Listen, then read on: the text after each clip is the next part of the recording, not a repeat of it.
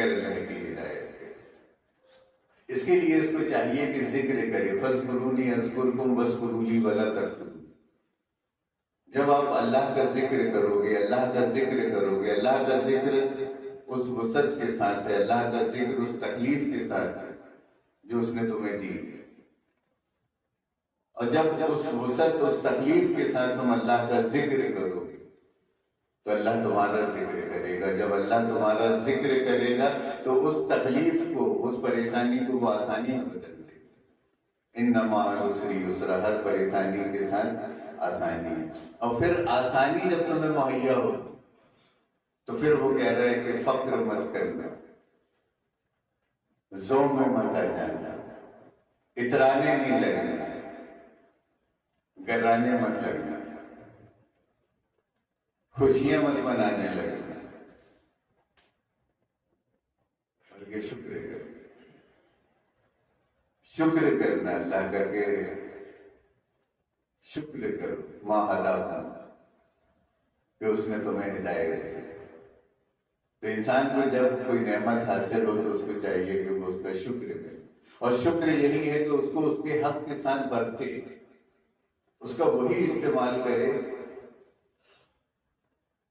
جس استعمال کرنے کو اس نے کہا ہے، جیسا استعمال کرنے کو اس نے کہا ہے، جیسی اجازت دی ہے اس کا آپ وہی استعمال، اس پر کوئی منمانی مت کرو، اس پر اپنی مت چلا، اس کا استعمال ویسے ہی کرو۔ یہ شکر کی بات ہے، اور اس کو رکھ مت چھوڑو۔ اللہ نے اگر آپ کو قوت طاقت دی ہے، عقل دی ہے، شعور دی ہے، سمجھ دی ہے، حرکت دی ہے، تو اس کا استعمال کر لو، شکر ہے۔ اگر اس کو رکھ چھوڑو گے تو یہ تو پکڑ کی بات ہے، اللہ پکڑ لے گا۔ اس شکر کی بات ہے کہ اگر اس نے طاقت دی ہے ہمارے جسم میں تو بالکل اس کا استعمال ہونا چاہیے، اور بھرپور استعمال کرو۔ جو کچھ بھی اس نے آپ کو دیا ہے اس کو لگا دو، لگا دو، بالکل اپنے آپ کو مٹا دو۔ جیسے کہ آپ نے سورہ یوسف میں جو واقعہ دیا ہے 2 قیدیوں کا، اس میں ایک قیدی کے روا کو، اس کے خواب کو بتایا گیا کہ اس نے رزق کو اپنے سر پر اٹھایا ہوا، جس کی تعبیر یہ تھی کہ ان قریب وہ مارا جائے گا، اس کو موت دے دی جائے گی، اور موت بھی ایسی دی جائے گی کہ پرندے اس کے گوشت کو چگیں گے، پرندے اس کے گوشت کو چگیں گے، اور اس لیے اس کو موت دی جائے گی، اور پرندے اس کے گوشت کو اس لیے چگیں گے کیونکہ اس نے اس رزق کو بجائے برتنے کے اس کو اپنے سر پر اٹھا دیا۔ اور سر پر اٹھانے کا مطلب نہ خود کھایا اور نہ کھانے دیا، نہ خود کھایا اور نہ کھانے دیا۔ لہذا جو تو نے اٹھایا ہے اسے بھی پرندے کھائیں گے اور تجھے بھی پرندے کھائیں گے۔ اور دوسرا قیدی جس نے یہ خواب دیکھا کہ وہ پھلوں کا رس نچوڑ رہا، کیا کر رہا ہے؟ اس کی جو کوشش ہے، اس کی جو محنت ہے وہ رس نچوڑنے کی، اور جو رس نچوڑے گا اس کو خبر ہے، خوشخبری ہے، بشارت ہے کہ اسے حیات دی جائے گی، اسے زندگی دی جائے گی، اور اس لیے اس کو زندگی دی جائے گی، اس کو حیات دی جائے گی کیونکہ اس کا رس نچوڑنا اس کے لیے بھی باعث رحمت ہے اور لوگوں کے لیے بھی باعث رحمت ہے۔ جو رس نچوڑ رہا ہے ممکن ہے کہ اس رس میں سے وہ بھی کھائے گا، پیے گا، اور دوسرے بھی کھائیں گے بھی۔ تو جو رزق تمام اہل انسانیت کی ضرورت کا، ان کی ضرورت کا، ان کی بھوک، ان کی پیاس کا باعث بنے گا، یقیناً اس کو حیات دی جائے گی، وہ زندہ رہے گا۔ وہ کتنا بھی کھا لیا جائے، کتنا بھی پی لیا جائے، کبھی گھٹے گا ہی، کبھی کم نہیں ہوگا۔ اس کو آسمان بھی اپنے تہیں نازل کرے گا اور زمین بھی اپنے تہیں اگلے گی، وہ رزق کبھی گھٹے گا ہی۔ جس میں اس کے ضرورت مند کا حق ہوگا، جس میں اس کے ضرورت مند حقدار ہوگا، اس کی ضرورت مند مطلب اس کے کھانے پینے والے، وہ نہیں گھٹے گا۔ اور جو صرف اٹھا لیا جائے گا، اب نہ یہ استعمال جس نے اٹھایا ہے وہ کر سکتا ہے اور نہ ہی کوئی دوسرا استعمال کر سکتا ہے، کیونکہ اس کو سر میں اٹھا لیا گیا۔ اور آج بھی جہاں جہاں جن لوگوں نے رزق کو سر پر اٹھایا ہوا ہے، اللہ کی طرف سے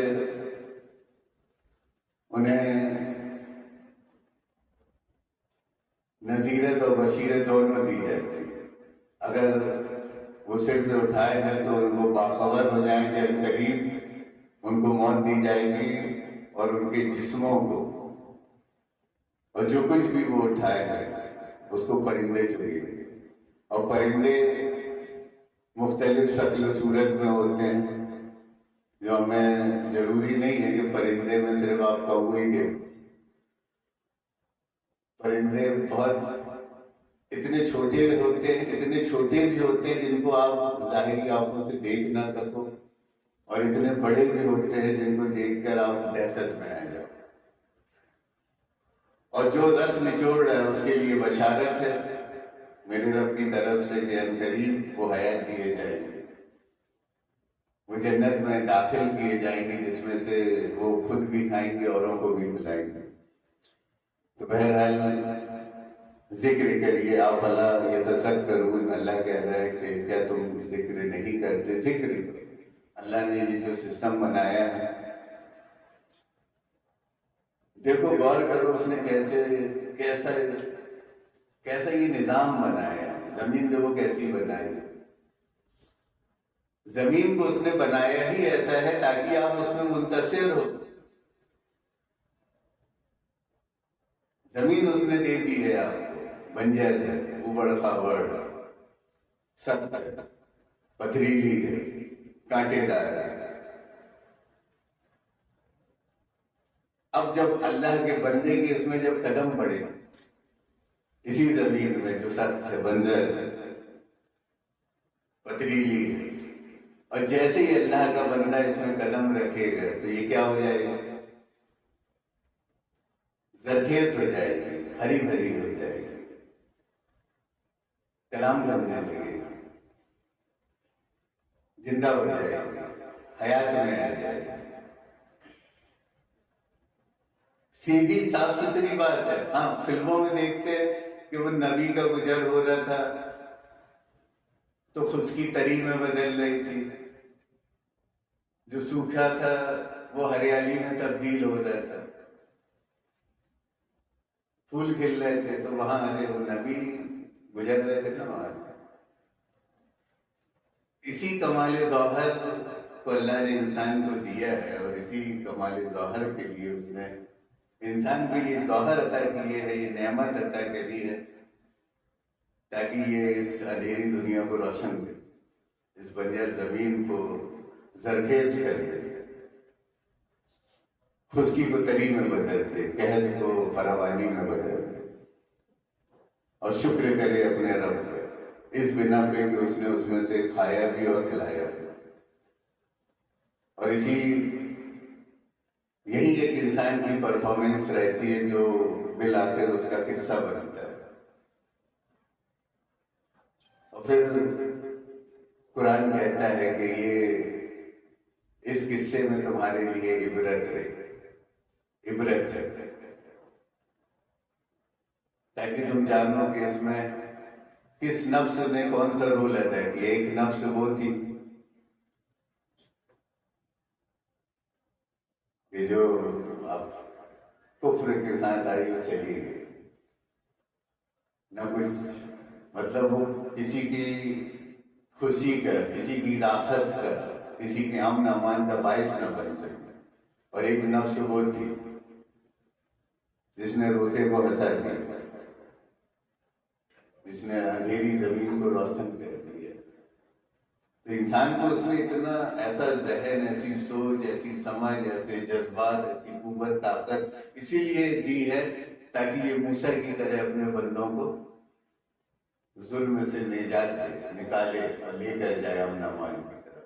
جس کے پاس جو وسعت ہے، جو طاقت ہے، جو قوت ہے، جس سے وہ اللہ کے بندوں کو مدد پہنچا سکتا ہے، ان کی مدد کر سکتا ہے، ان کو نکال سکتا ہے ان کی اس اذیت سے، اس تکلیف سے، اس پریشانی سے، اس اندھیرے سے، اس کو کرنا چاہیے. اسی بات کو قرآن کہتا ہے کنتم خیر امۃ اخرجت للناس تأمرون بالمعروف وتنہون عن المنکر. کہ ہم سب کی یہ ذمہ داری ہے کہ جس لائق بھی اللہ نے ہم کو بنایا ہے اس لیاقت کو ہم پیش کریں، اس لیاقت کو ہم پیش کریں اور اللہ کے اجر کا، اس کی انعام کے حقدار بننا، اس سے لینے والے بنے. وآخر دعوانا الحمدللہ رب العالمین.